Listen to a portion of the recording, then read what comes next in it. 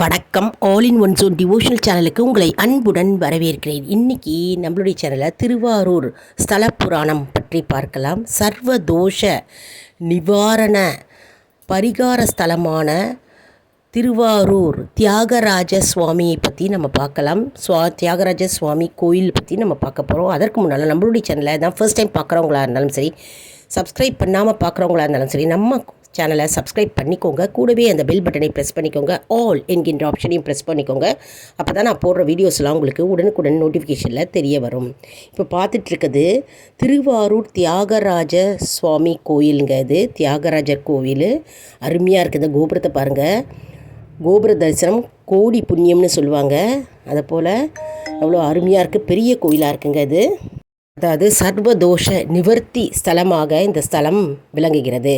நவகிரகங்களாக ஏற்படுகின்ற தோஷங்கள் அனைத்தும் இந்த கோவிலில் எதுவுமே செல்லுபடியாகாதுங்க.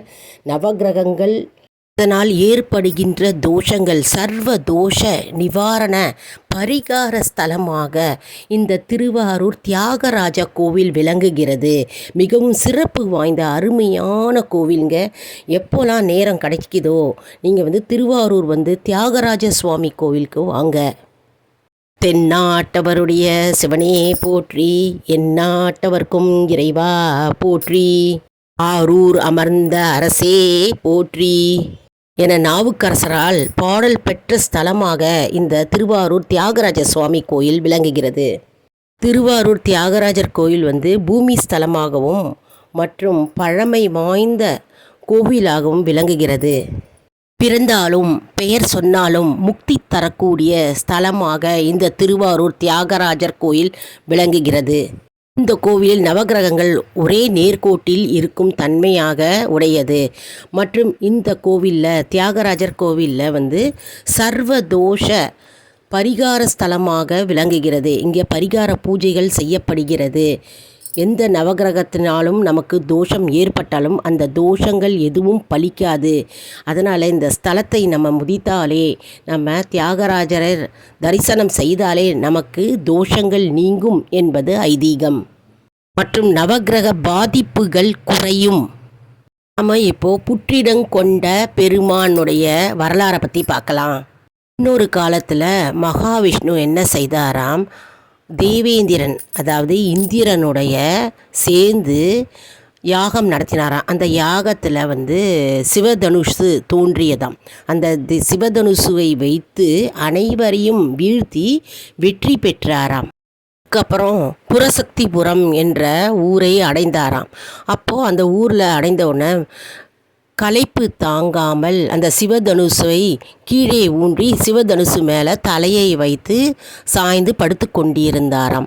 பின்னர் அந்த சிவதனுசுவில் அடியில் புற்று, அதாவது தேவர்கள் புற்று வடிவத்தில் தோன்றி அந்த சிவதனுசுவை அரித்தார்களாம். சிவதனுசுவை அரிக்கும்போது சிவதனுசுலேருந்து அந்த நூல் அருந்து மகாவிஷ்ணுவின் கெழுத்தை அறுத்ததாம். அதனால் கெழுத்தை அறுத்தவுடன் தேவர்கள் அனைவரும் பயந்து போய் சிவபெருமானை நோக்கி வேண்டிக் கொண்டாராம். பின்னர் சிவபெருமான் என்ன செய்தாராம், மீண்டும் அந்த மகாவிஷ்ணுவை அங்கே உயிர்ப்பித்தாராம். அதனால் புற்றிலிருந்து தோன்றிய பெருமான் என்றும் புற்றிடங்கொண்டா பெருமான் என்று பெயர் அவருக்கு கிடைத்தது. இந்த கோவிலில் புற்றிடங்கொண்ட பெருமான் இருக்கிறார். அவருடைய வரலாறை பற்றி தான் நம்ம இப்போ பார்த்தோம். புற்றிடம் கொண்ட பெருமான் தோன்றிய வரலாறு கதை பற்றி தான் இப்போ நம்ம பார்த்தோம். தியாகராஜ வரலாறை பற்றி பார்க்கலாம். ஒரு காலத்தில் திருமால் சிவபெருமானை மட்டும் நினைந்து வணங்கி அவரை மட்டும் வணங்கினாராம். உமாதேவிக்கு கோபம் வந்துவிட்டதாம். கோபம் வந்தவுடன் உமாதேவி என்ன செய்தாலாம், திருமாலுக்கு சாபம் அளித்தாராம். அதாவது சிவபெருமானை மட்டும் வேண்டிக் கொள்ளாமல் உமாதேவியும் சேர்ந்து வேண்ட வேண்டும். ஆனால் இவர் என்ன செய்தார், சிவபெருமானை மட்டும் நோக்கி வேண்டினாராம். பின்னர் சாபம் அடைந்த திருமால் திரும்பவும் சிவபெருமானை நோக்கி வேண்டினாராம். பின்னர் சிவபெருமானுடன் உமாதேவி தோன்றிய போது திருமால் இருவரையும் வணங்கி வேண்டினாராம். அப்பொழுது உமாதேவி சாபத்துக்கான விமோச்சனமும் கூறினாராம். இப்போ நம்ம மனுநீதி சோழன் மகனை உயிர்ப்பித்த தியாகராஜர் வரலாறை பற்றி நம்ம பார்க்கலாம். அதாவது திருவாரூரை ஆண்ட மனுநீதி சோழனுடைய மகன் அவருடைய தேர்காலில் கன்று ஒன்று சிக்கி மடிந்ததாம், இறந்து விட்டதாம். அப்போது நீதியை நிலைநாட்ட வேண்டும் என்ற காரணத்தால் கன்று இறந்து போனது இல்லையா, அதனால் என்ன செய்தாராம், தன்னுடைய மகனையே அந்த தேர்காலில் இழுத்து மடிய செய்தாராம். அப்பொழுது தன்னுடைய மகன் இறந்தாராம். அப்பொழுது சிவபெருமானே நேரில் தோன்றி மனுநீதி சோழனுடைய மகனை உயிர்ப்பித்தாராம் என்று பெரிய புராணம் கூறுகிறது. எவ்வளவு அருமை பாருங்க! தியாகராஜ சுவாமியே நேரில் மனுநீதி சோழனுடைய மகனை உயிர்ப்பித்தாராம். எப்படி அற்புதமான வரலாறு! சர்வதோஷ நிவாரண ஸ்தலமாக இந்த திருவாரூர் தியாகராஜர் கோயில் விளங்குகிறது. அதனுடைய வரலாறை பற்றி பார்க்கலாம். அதாவது கலிச்செல்லா நகரம் என்று தியாகராஜர் கோயில் திருவாரூரில் அழைக்கப்படுகிறது. அதனால் நவகிரகங்கள் அனைத்தும் நேர்கோட்டில் இருக்கிறது. இறைவனை, அதாவது சிவபெருமானாக தியாகராஜரை வணங்குவதால் அங்கு தோஷங்கள், பரிகார தோஷங்கள் நிவர்த்தியாகும். அதாவது தோஷ நிவர்த்தி ஸ்தலமாக கருதப்படுகிறது. மேலும் நவகிரகங்களால் ஏற்படும் தோஷங்கள் இங்கு செல்லாது. பரிகார ஸ்தலமாக இந்த திருவாரூர் கோவில் விளங்குகிறது. நவகிரக பாதிப்புகள் குறையும் என்பது ஐதீகம். மற்ற கோயிலில் பார்த்தோம்னா நட்சத்திரங்களை வைத்து தோஷ நிவர்த்தி செய்யப்படுகிறது. ஆனால் இந்த தியாகராஜர் கோவிலில் நட்சத்திரத்தை மையமாக கொண்டு விழாக்கள், பூஜைகள், அர்ச்சனை மற்றும் தரிசனம், தோஷ நிவர்த்தி செய்யப்படுகிறது. ஸ்தலத்தில் பார்த்தோம்னா மகாலட்சுமி மகாவிஷ்ணுவை நினைத்து தவம் செய்து திருமணம் செய்து கொண்டாராம். மற்றும் குழந்தை பேறு வேண்டி தவம் செய்து குழந்தை பேறு பெற்றாராம். அதனால் குழந்தை வரம் வேண்டுபவர்கள் இந்த தியாகராஜரை நினைத்து தியாகராஜரை தரிசனம் செய்தால் கண்டிப்பாக குழந்தை பேறு கிடைக்கும் என்பது நம்பிக்கை. மற்றும் திருமணம் ஆகவில்லை என்றால் திருமணம் கைகூடி வரும். இந்த தியாகராஜரை தரிசனம் செய்தால் நல்ல வாழ்க்கை மற்றும் எவ்வித சிக்கலும் மற்றும் தடைகள் இல்லாமல் திருமணம் நடைபெறும். கொடுமையான பாவம், அதாவது பிரம்மஹத்தி தோஷம் இருந்தால் இங்கு தியாகராஜனை தரிசனம் செய்தால் தோஷ நிவர்த்தி ஆகும். இந்த கோவிலில் ரௌத்ர துர்க்கை இருக்காருங்க. அதாவது திருமண வயதை தாண்டிய பெண், திருமண வயதை தாண்டிய ஆண் இந்த கோவிலுக்கு ரௌத்ர துர்க்கையை தரிசனம் செய்தால் திருமணம் கைகூடும் மற்றும் திருமண தடை நீங்கும். தியாகராஜர் கோயிலில் 8 துர்க்கை சன்னதி இருக்குங்க. இங்கு ராகுகால துர்க்கையை வழிபட்டால், ராகுகால நேரத்தில் அர்ச்சனை செய்து வழிபட்டால் ராகுகால தோஷங்கள் நிவர்த்தியாகும்.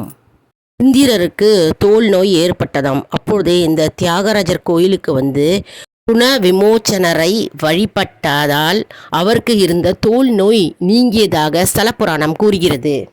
ஞாயிற்றுக்கிழமை, திங்கட்கிழமை மற்றும் வெள்ளிக்கிழமை ஆகிய நாட்களில் அர்ச்சனை செய்து வழிபட்டால் தோஷ நிவர்த்தி கிடைக்கும். ஒவ்வொரு மாதத்துலேயும் வருகின்ற அமாவாசை அன்று சுவாமிக்கு பாலாபிஷேகம் செய்யலாம்.